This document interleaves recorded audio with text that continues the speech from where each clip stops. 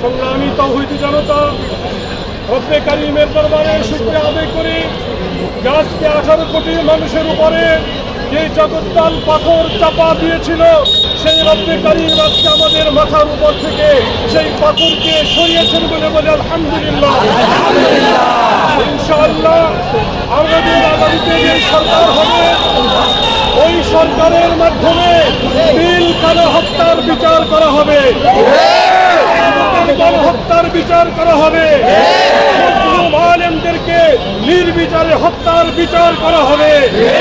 উলামায়ে কেরামের প্রতিনিধিত্ব আমাদের সরকার গঠন করতে হবে।